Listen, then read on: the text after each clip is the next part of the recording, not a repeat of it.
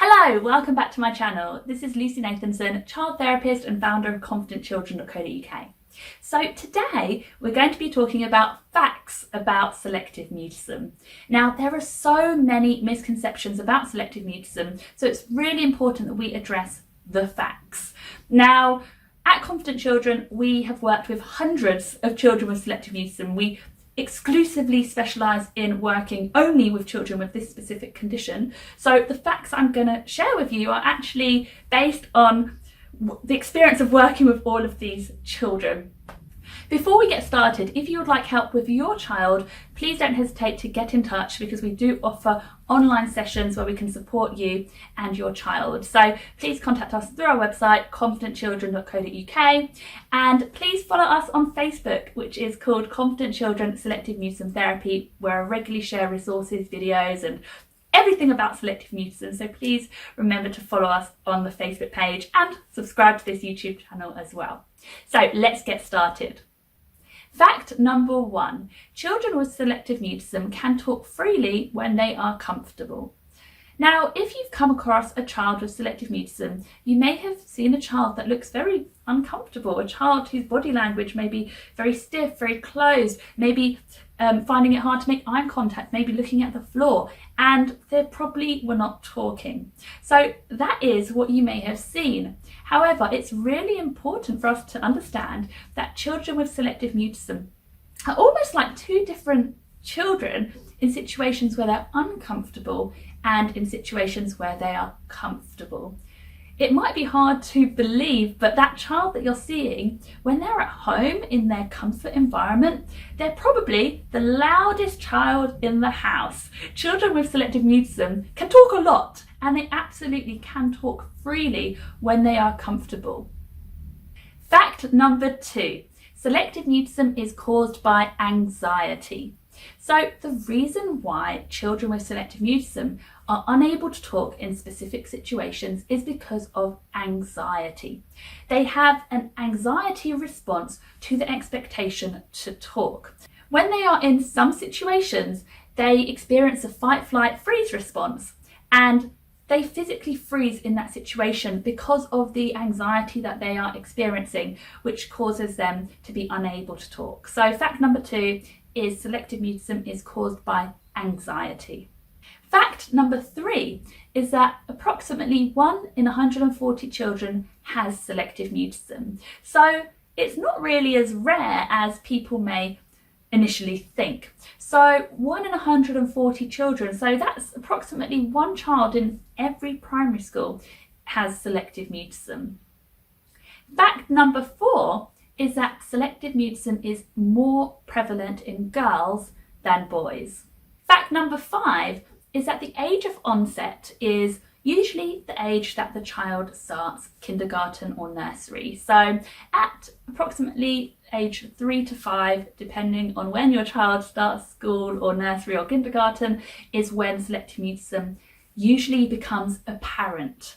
Because of course, up until this age, the child has probably mainly been with their caregiver, the person who they're most comfortable with. So they have been able to talk freely and they've been able to be completely comfortable and anxiety free. However, when they do start going into education, then that's the time that they are separated from their caregiver.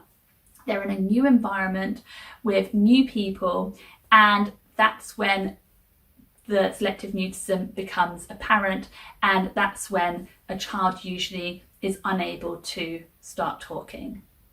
Fact number 6 is that there is high profile selective mutism and low profile selective mutism. What that means is that children who have high profile selective mutism are generally unable to talk in a specific situation. So just to give you a common example of school, they may be completely mute at school. However, children with low profile selective mutism are able to talk to some extent. So usually they may have very minimal speech. They may be able to respond to specific questions. So I have worked with many children who may be able to respond with one-word replies to a question from an adult at school, but they don't initiate speech. So they don't actually approach the adult to tell them something. I also have worked with children who can answer the register, so they can say "Good morning, miss" in the morning in the register, usually very quietly, but they can do it because they know that that is expected of them, but they are unable to talk outside of those specific situations. So that is low profile selective mutism, whereby a child can talk in a minimal way in some situations, but it's very restricted. High profile selective mutism is when a child is non-verbal in that situation generally. Fact number 7 is that selective mutism can extend beyond speech. Now, the term selective mutism is quite misleading actually, because it implies that it's all about speech. However, that's not necessarily the case. I did mention in the last fact that every child with selective mutism is an individual, so it's true that there are children who only find the talking element a challenge. However, there are many children who have anxieties beyond the talking. So selective mutism, as we already discussed, is an anxiety disorder, and anxiety is not just limited to one specific area. Children with selective mutism often find other things challenging too. So for example, lots of children I've worked with find it hard to use the toilet at school. Other children I've worked with found it hard to eat at school. Other children find it hard to join in non-verbal activities. They might find it hard to join in PE, or they may find it hard to do any physical activity. Some children find it hard to get changed for PE. So selective mutism can extend beyond just the talking, and they may find other, even non-verbal activities difficult. Fact number 8 is that unfortunately selective mutism can persist into adulthood if a child does not receive effective treatment in childhood. So there are adults who do have selective mutism or are still affected to some extent by their selective mutism in adulthood.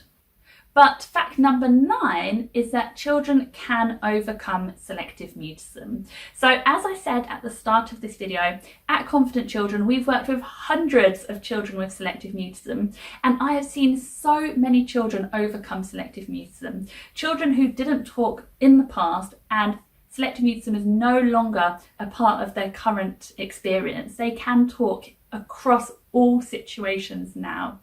Of course, there are children who, despite overcoming the talking element of selective mutism, they may still have some anxieties existing. Maybe they still have some worries and so on. But there are also children who don't have that at all, and they can't believe that they once didn't talk in these different situations. And the final fact, fact number 10, early intervention is key.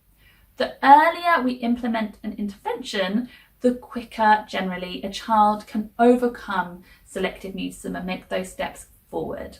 So of course, as I mentioned in the previous fact, children can overcome SM at any age. We can start to implement strategies whatever the child's age, absolutely, but generally the earlier we start, the quicker they will make those steps forward. So I always encourage families and schools to start an intervention as early as possible. The younger the child is, the quicker and the easier it will be for them to overcome selective mutism. So early intervention is key.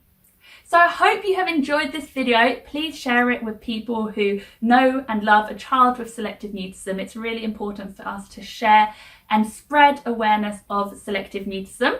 As I mentioned, if you would like support with your child, please don't hesitate to get in touch. We specifically work with families of children with selective mutism to support you in helping your child.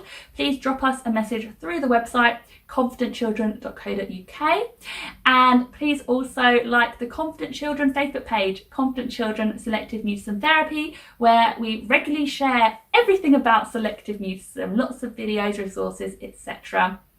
And please don't forget to like and subscribe to this YouTube channel. Thank you so much for being here, and have a lovely rest of the day. Take care. Bye.